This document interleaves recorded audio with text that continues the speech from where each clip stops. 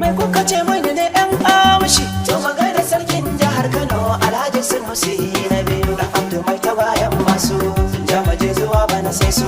Sarkin Kano Sanusi Lamido Allahu da ya karo girma. Ga sabon sarki dai Lamido kai daban da sauran sarakuna mai halin mutanen farko. Ginshiki madaukar kaya maganin zagiran ƙarya.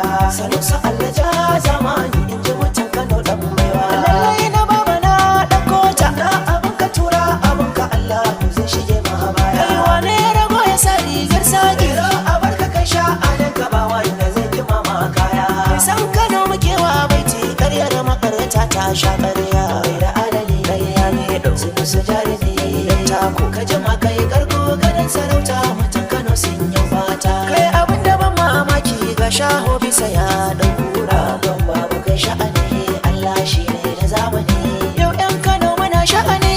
Garan ka kano bane sarki sanu su masu gari. Tura abinka da na abinka Allah ya kare haɗari. Allah mai da ka ci gari ka zama mai cika alkawari. Ka sha zaman ka ba mai biyan ka sai Allah sarki na gari.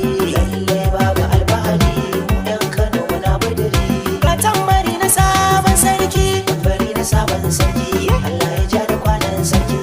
San Kano Sanusi Lamido Allahu da ya karo girma. Ka tambari na sabon sarki, Allah ja da kwanan sarki. San Kano Sanusi Lamido Allahu da ya karo girma. Tambari na sabon sarki, Allah ya ja da kwanan sarki. San Kano Sanusi Lamido Allahu da ya karo girma. Allahu Rabbana mai sama mai bada arziki Allah. Kare ka mun yi rabo kai maka bauta muke yi wa sallah. Da mun yi sallama mu daga hannu mu gode sarki Allah. Mai kyauta yayi mai Allah shi ne mai raba komai Allah. Da ya baka sai dai a ganka kai sama ka wuce kowa. Sunu suka rike kowa kai baka gaji tsira ba. Mulki ba sharafi na gode ba zance na ba a ba sanu sa ai ba alfahari ba. Ka zauna da ram sarautar Kano ka kabba a samu ya kai ba. Zaki sanda tsaye haka mutu ne wanda ga ganye. Kun taimakon talakan garin sa samsam bai gajiya ba. To ku ba shi tutar girma ya gaji halin alfarma. Sarki Sanusi jikan Sanusi ne ko ba haka ne ba. Allah ya maka komai rai muku ya mana mai shi. Kai har jikoki su ci ribar mulkin baba Sanusi. Allah ka iya komai shi ne tutar mulki tabbas. Bai ba wa mulkin gode ka bai Sanusi sarki ya Allah ka iya masa komai. Lale baba Sanusi ka sarkin Kano Sanusi Lamido Sanusi. Lale maraba lale da Sanusi na biyu. Ka sarkin Kano Sanusi Lamido Sanusi. Lale maraba lale da Sanusi na biyu. Ka sarkin Kano Sanusi Lamido Sanusi. Lale maraba lale da Sanusi na biyu. At this point, we very respectfully want to call up a man who needs very little introduction, one of Nigeria's most distinguished personalities, globally recognized, a reformist, an ethical leader, a scholar. His Royal Highness Khalifa Malam Muhammad Sanusi II, PhD, CON, the Emir of Kano, and the keynote speaker at the 2026 Economic Outlook and CEOs Forum of the Association of Industrial Pharmacists of Nigeria. Join me as we recognize and appreciate a scholar and economist, conscious of this nation, as he delivers his keynote address at this occasion. Thank you very much. Mai kuka ce mini ne yan amshi, to magana sarkin jihar Kano Alhaji Sanusi na biyu. Da Abdu mai tawayan masu jamaje zuwa bana sai su. Sarkin Kano Sanusi Lamido Allahu da ya karo girma. Ga sabon sarki dai Lamido kai daban da sauran sarakuna mai halin mutanen farko. Ginshiki madaukar kaya maganin zagiran ƙarya. Sanusi Allah ja zamani in ji mutan Kano dan baiwa. Lallai na baba na ɗauko ta. His Royal Highness Khalifa Malam Muhammad Sanusi II, PhD, CON, is one of Nigeria's most distinguished traditional rulers and a globally respected voice on governance, economic reform, ethical leadership, and social development. He combines profound Islamic scholarship with modern economics expertise, making him a uniquely influential figure in national and international discourse. Born on 31st July 1961 into the historic Kano royal family, His Highness Khalifa Malam Muhammad Sanusi II, PhD, CON, is the grandson of Sir Muhammad Sanusi I, a former Emir of Kano. He received his early education in Kano and at King's College, Lagos, before studying economics at Ahmadu Bello University, Zaria, and earning a master's degree in economics from the University of Khartoum, Sudan. Alongside his formal education, he is a highly trained Islamic scholar, fluent in Arabic and deeply grounded in Islamic jurisprudence. Before ascending the throne, Sanusi II had a distinguished career in banking and public service. He worked with leading financial institutions including Icon Limited, United Bank for Africa (UBA), and First Bank of Nigeria, where he rose to the position of Group Managing Director, Chief Executive Officer in 2009. At a critical moment for Nigeria's financial system, he was appointed Governor of the Central Bank of Nigeria (CBN). He is widely admired for his intellectual courage and willingness to address complex and sensitive national issues. In 2019, he was appointed by the United Nations Secretary General as one of the UN SDG advocates, where he champions the advancement of Sustainable Development Goals, particularly SDG 4, Quality Education, SDG 5, Gender Equality, and SDG 8, Decent Work and Economic Growth. In furtherance of his dedication to education, His Highness launched the Muhammad Sanusi SDG initiative in 2020, focusing on empowering teachers across sub-Saharan Africa and expanding access to quality education for underserved communities, with special emphasis on the girl child. He also serves as chairman of the advisory board of 1 Million Teachers, a global social enterprise dedicated to strengthening teacher education worldwide. His Royal Highness has received numerous national and international recognitions, including the National Honor of Commander of the Order of the Niger, CON. A compelling public intellectual and reform-minded traditional leader, the Emir of Kano continues to redefine the role of traditional institutions in advancing inclusive development and national progress. His Royal Highness Alhaji Dr. Muhammad Sanusi II, CON, embodies the convergence of tradition and modernity. As Emir of Kano, scholar, economist, and conscience of the nation, he remains a towering figure whose influence extends far beyond the palace walls. His life's work reflects a deep commitment to justice, knowledge, and the enduring belief that leadership must serve the people with truth, courage, and vision. All these and more makes him particularly well suited to share insights at this year's Economic Outlook and CEO's Forum. Your Majesty, the Obeah Furniture, Igwe Alfred Ochebe,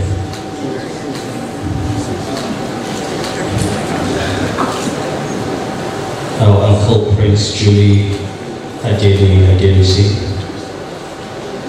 the President of Pharmaceutical Society of Nigeria, the Chairman of NAIP, distinguished ladies and gentlemen, please permit me to stand on already established protocol. And thank you very much for the honor of inviting me to address you on this important occasion. Well, the keynote is supposed to be a short speech that is linked to the theme of the conference, usually given at the beginning, not at the end, after the views are presented. And Having prepared my keynote, as I sat down, I was totally in shock and aghast as Prince Julie Adeleke started taking some of my keynote and delivering it. And then what he left undelivered, there will be a funny check him and delivered it. I'm now left with very little to say apart from mix of improvise, which is always dangerous when I improvise. I think there'll be some trouble and controversy. So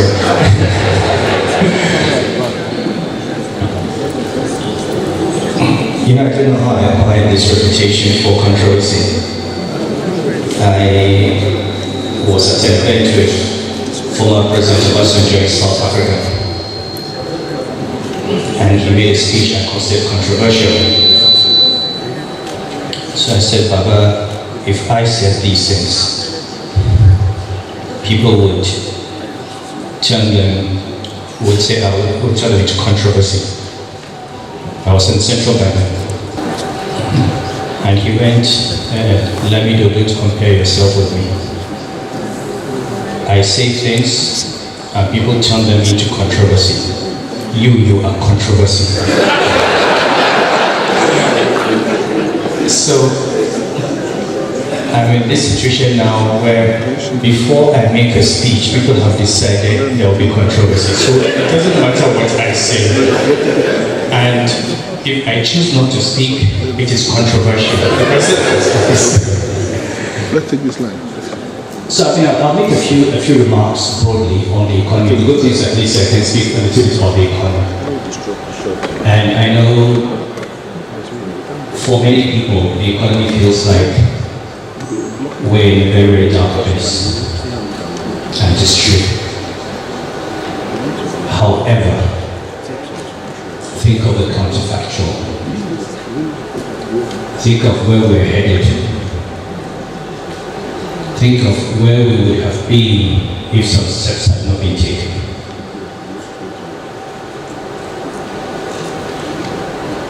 Speaking as a central bank governor, I am happy, and I always say that when you look at the work that the central bank has done in the last 2 years, it is nothing short of remarkable.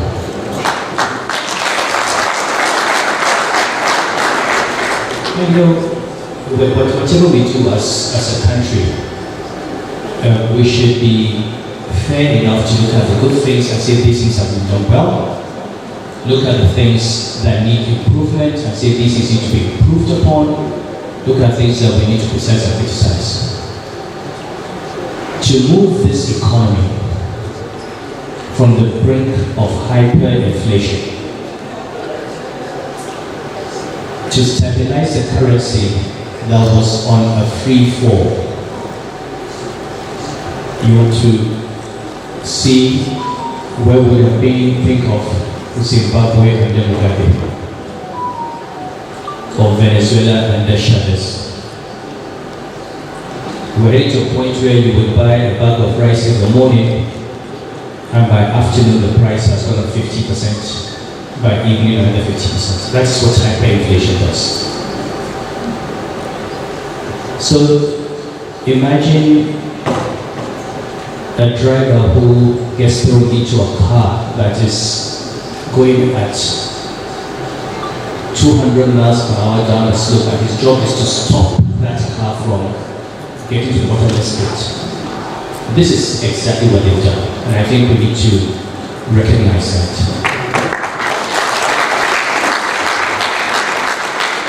Stabilizing the currency.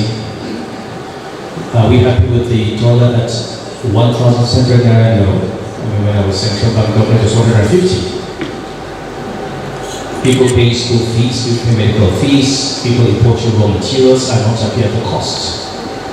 And at least you know, if you buy the dollar at 1,600 naira today, you're going to come back next month and it's 2,000. And that is exactly what the central bank is supposed to do. Give you some sense of stability, give you the ability to plan plan long term, because without stability there can be no investment in an economy, which is why we're seeing gradually investments coming back. The second piece of good news is growth. 4.2 will not get us out of poverty. We know that. We need to grow in double digits. And this economy has grown at 7%, 8% before we need to get to at least that and more. But you know, the IMF says 4.2%, the World Bank says 4.4%. The numbers look very small, but this is the first time in a long time that GDP is growing at a rate faster than the population in the country. It's also a positive thing to look at.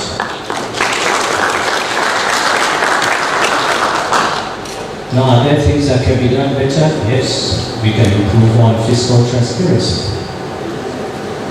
We can improve on the quality of spending.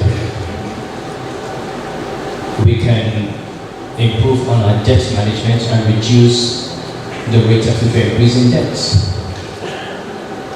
But in terms of the big picture, in terms of laying a foundation and addressing the most critical problems, which was really the duty of the central bank to provide that stability that is the basis for growth.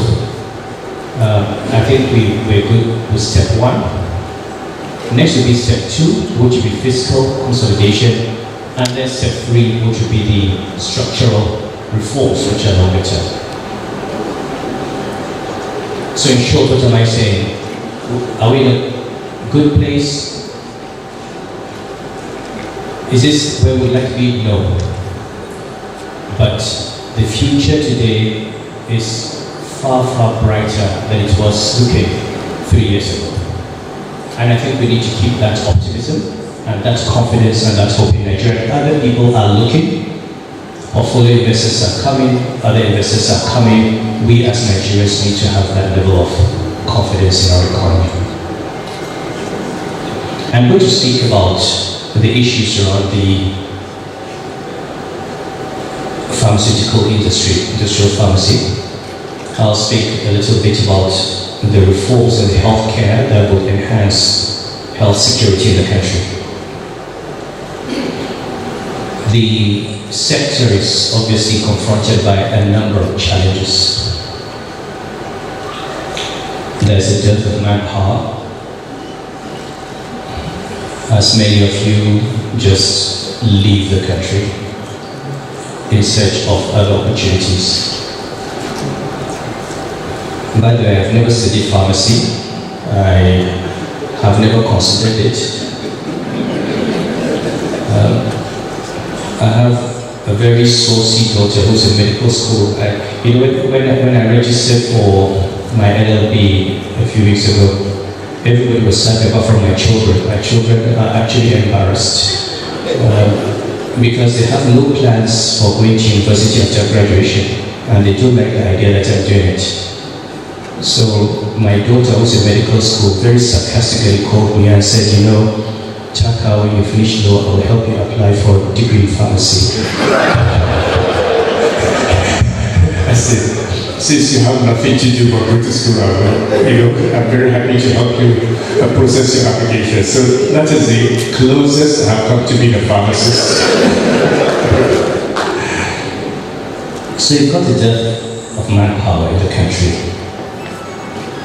And of course you've got poor manufacturing capacity for equipment, for pharmaceuticals, for diagnostic reagents and other consumables. The reality today is that 70% of drugs are imported, and almost 100% of the raw materials for the remaining 30% are also imported. So it's a highly import-dependent sector. 82% of these imports come from one country, India. Good news and bad news. Bad news because of the concentration and the dependence on one source. Good news because with the right level of political engagement, given the fact that Nigeria is a big market, there is no reason why the Indian companies should not come here and set up those manufacturing plants in Nigeria.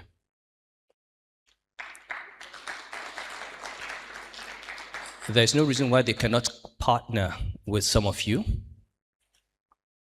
and move production onshore, create jobs, add to GDP, pay taxes, and repatriate their profits. There is no reason why we should continue being a market if we cannot be part of the value chain. So this is one direction to look in. Obviously, for this sector, given what we have seen, given the concentration of imports, it seems to me that this is one area for serious economic diplomacy between Nigeria and India. We have institutionalized bottlenecks, including lack of easy access to finance, which I will discuss at the end, excessive delays in clearing, multiplicity of agencies. This is a problem that I do not know how we're going to solve. When I was governor of the central bank, it was a problem.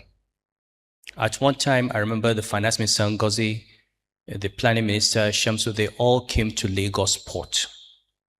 We had like 17 or 18 different agencies and roadblocks before you would take your goods from the ports and get out. They were ordered to clear out. They would clear out. After 2 weeks, they would go back. I don't know how we're going to fix this problem.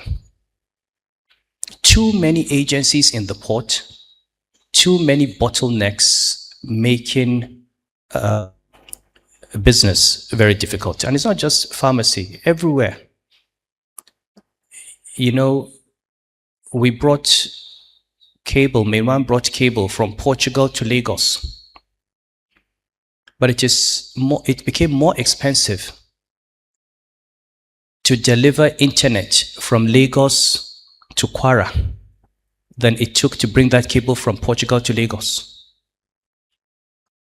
Because everywhere you go, there is one tax or another, a right of way, this duty, this tax. It's simply impossible. And people just don't realize that by waiving all of those duties and having the internet available and having business come up, you'll make more money from the profit taxes of those businesses than you make from this right of way. So we need to work on the ports and the delays, infrastructural limitations, power supply, diesel costs, logistic insufficiency, insecurity of supply routes, and a lack of synergy between research and manufacturing. I'm happy that Igwe mentioned this new initiative between ABU and manufacturing, because it is one of the issues I talked about in my paper, the need for research that is available in our institutions to be translated into industry and reproduction. And again, this is not just pharmaceuticals. When we tried in the central bank to fix the tomato value chain, I liked the idea of a tomato value chain because coming from Kano, I knew we had a very large tomato belt in Kadawa, producing millions of tons of tomato every year. And yet we're importing tomato paste from China. What we didn't import from China, we imported from Italy, from a company owned in Italy by the Chinese. So we thought, bring Abdusamad Rabiu, bring people, let them come and invest. It was at that time,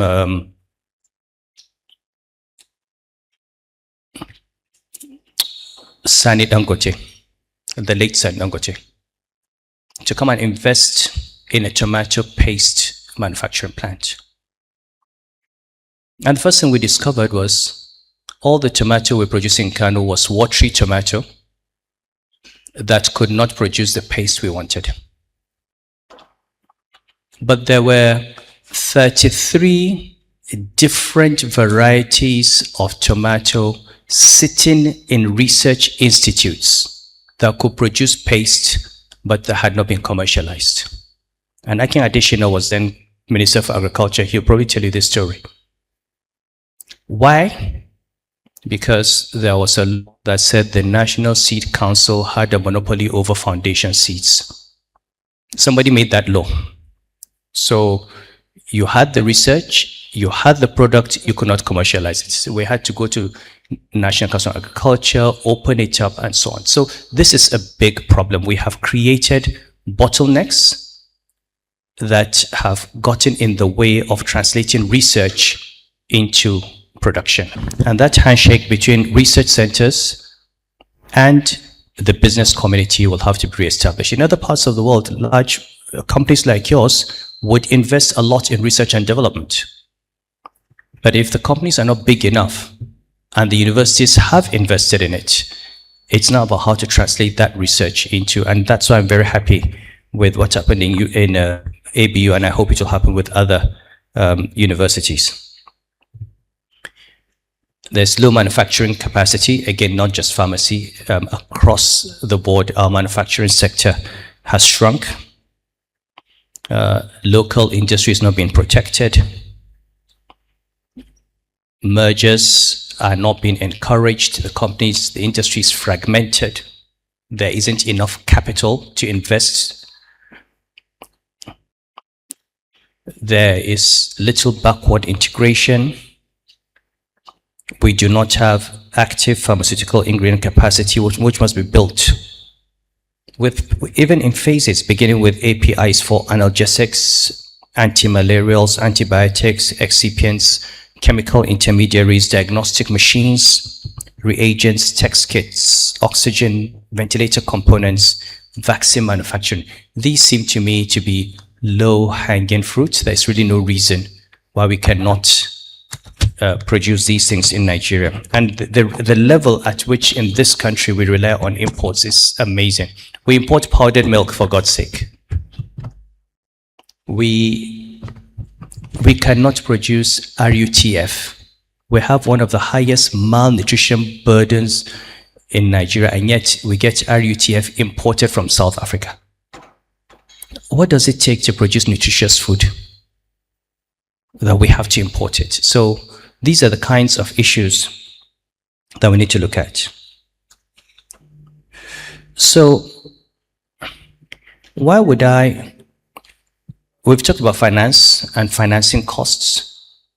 The pharmaceutical sector spent 150 billion naira in 2024, 650 billion naira, and 1/3 of it went to financing costs. So what are the recommendations that I'd like to make? First of all, you need to understand that banks do not lend based on emotion. Banks don't lend based on sentiment. It's not enough to tell the bank that, oh, the pharmaceutical industry is important, that it's good for health. It's true. At the end of the day, a bank lends money that it believes will come back with a profit. So the business itself has to be viable. So without knowing exactly what the manufacturing process is in pharmaceuticals, it is still a manufacturing process. And you could learn a little bit from what we did with agriculture in 2010, 2011, 2012. And I'll just share my experience and might help you as you structure your engagement with the central bank and with the banking industry. When I was in banking, I was in risk management. I was a chief risk officer. And one of the problems we had always was central bank telling us we must increase our lending to agriculture. And we're not lending because the loans we're ending up as bad loans. Why? Because the agricultural value chain had not been fixed.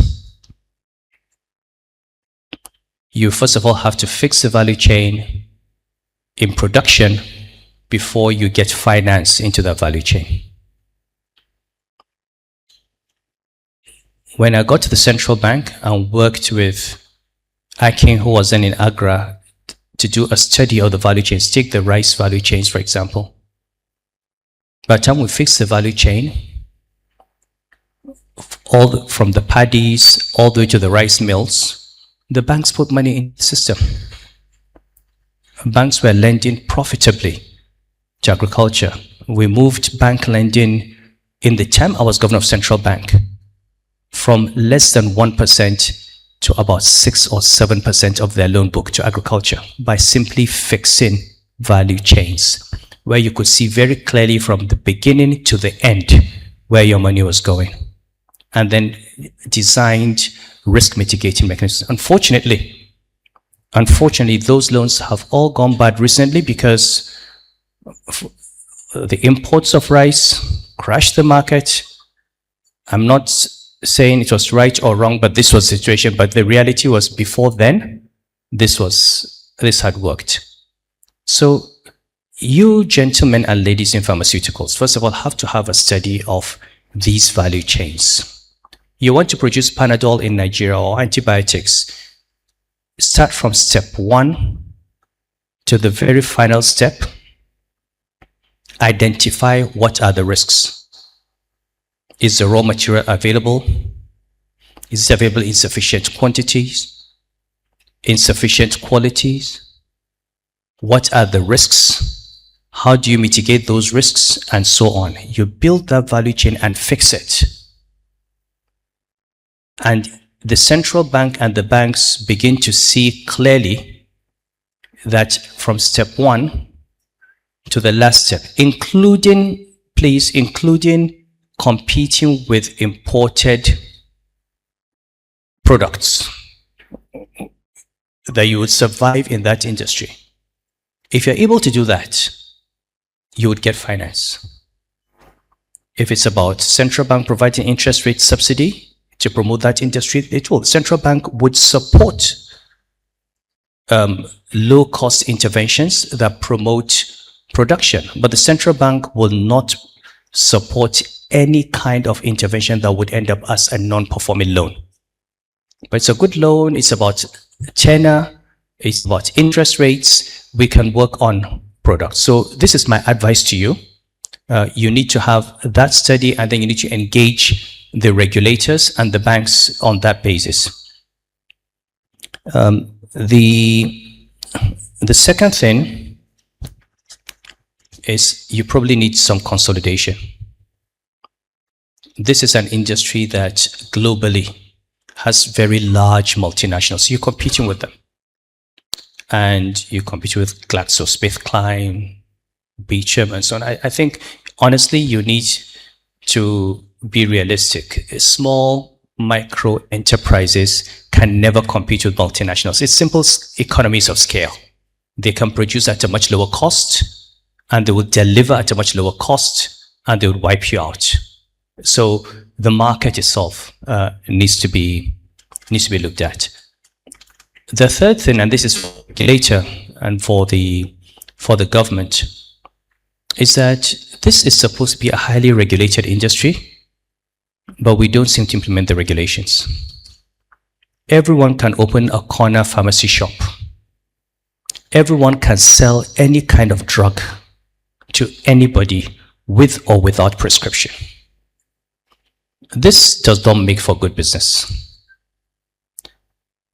I'm Emir of Kano. I can tell you the number of crimes that we have resulting from young men and women who have taken an overdose of tramadol. Where do they get it? Corner pharmacy. Tramadol, 500 milligrams, dosage that you use for surgery, post-surgical intervention, is taken the way you would take 20 milligram Panadol. Benylin with codeine. There was a time some years ago, it was estimated that 3 million bottles of Benylin daily were coming to Kano and Jigawa State. I mean, these are, apart from the fact that you're importing and draining foreign exchange, you are literally wiping out generation after generation of Nigerians. They're getting hooked on drugs, addicted to drugs. We're losing labor. And when you see them, when you see crime, you see insecurity, these are the kinds of things that add to them. So as an industry, you need to help us clean this up. Working with the government, these regulations have to be there. We need to have a system. You can't just walk into a pharmacy anywhere in the world and there are prescription drugs, there are over-the-counter drugs. I suffer a lot from migraine. And I like this drug, migraine leaf, but I go into Boots and I can't buy more than 2 packets. Sometimes I want to buy more because I don't know when next I'm going to the UK, where they give me 2 packets and say, sorry. Because that is the rule. Why is it that in Nigeria, anybody can open a pharmacy, anybody can sell any drug? Why?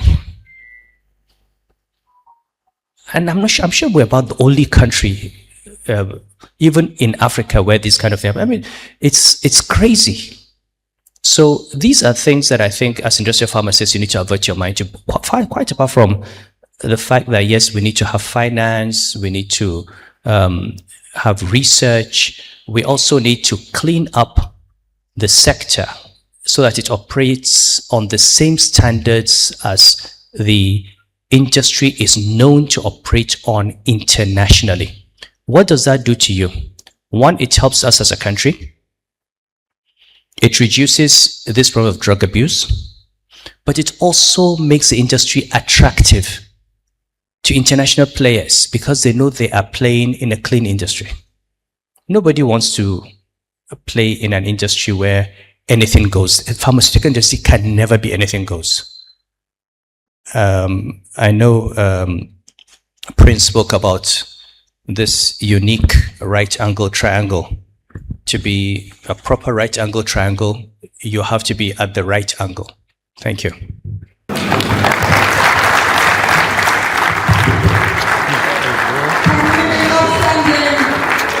appreciate the keynote speaker at the 2026 Economic Summit. A round of applause for him as the NAIP chair goes up to the podium to appreciate His Royal Highness.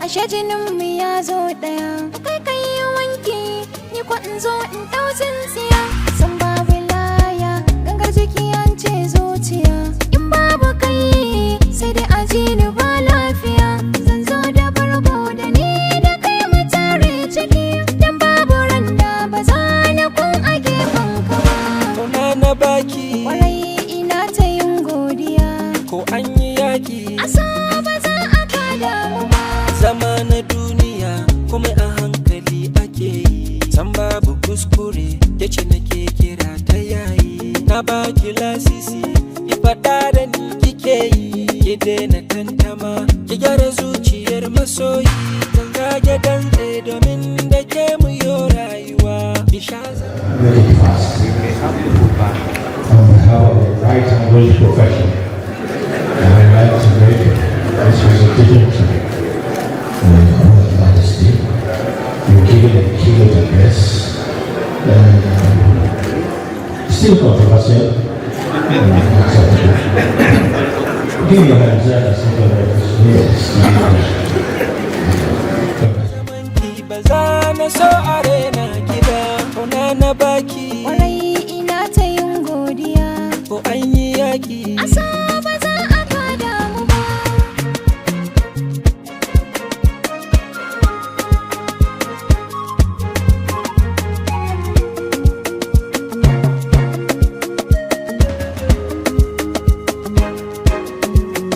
dan wanka da dogon hanci mai hasken da babu biliti yan mata ku bar masanaci shi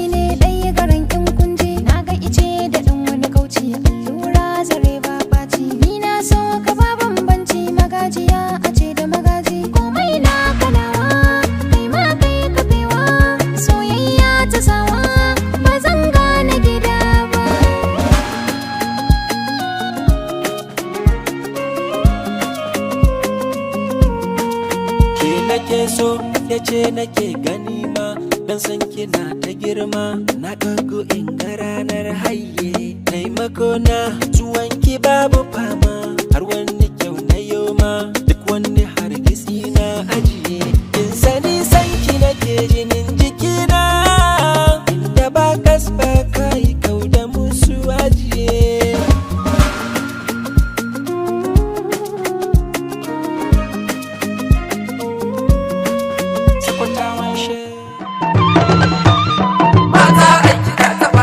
ana rawa turabe yan bani na iya ma babu da damuwa kinan sarikin Kano Sanusi yan Kano kanan dai baba ya biya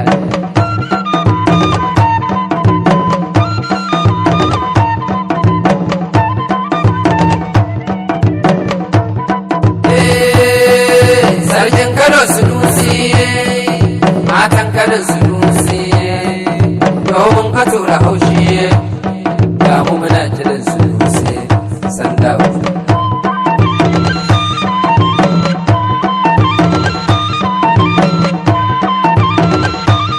mata aiki na tabare ana rawa turabe yan bani na iya ma babu da damuwa kinan sarikin Kano Sanusi yan Kano kanan dai baba ya biya mai sanki aure sarki azu ta gani yar da ki aure mai madoki mai bakin jini yar ki bace cikin dawaki dorakin jini ko baki ɗebi mai awaki mai zama jini zama na kiɗa kiɗan sarikin Kano muna nan mai Kano kanan sai masu gaskiya mata aiki ta tabare ana rawa turabe yan bani na iya ma babu da damuwa kiɗan sarikin Kano Sanusi yan Kano kanan dai baba ya biya sarkin Kano Sanusi matan Kano Sanusi domin ka tura haushi ga mu muna kiran Sanusi sanda wani malami ya bani haushi wai sai ya jefa mai abinci wai sai an bar su ma da barci wai sai mata su bar abinci in kai ka zargu kai habaici Allah yayye ilimin sarkin Kano ya mai sarkin Kano ya horai wannan ke bangaren ga kunci wani dan buti nan mai yawan ta bacci wani dan bulbul haka mai yawan zamuni shekara dubu ana tare tattalar ta ma ana shirya tsare ke kaza kin zo da tone ki tona rami har kudi dan garaje sarki ne martaba ce iko na Allah wannan tabbata ce mai da yan Allah da wahala ne mai shawara aiki ne ba shi face makaryaci kullum ɗan yaudara ne mabauta Allah shi ne wanga zance mai mikiyaye na yare gida ce Sanusi da gido ga shi zaune iko na Allah ya bar shi zaune mai da ikon Allah ga magaka zaki uban maza abdu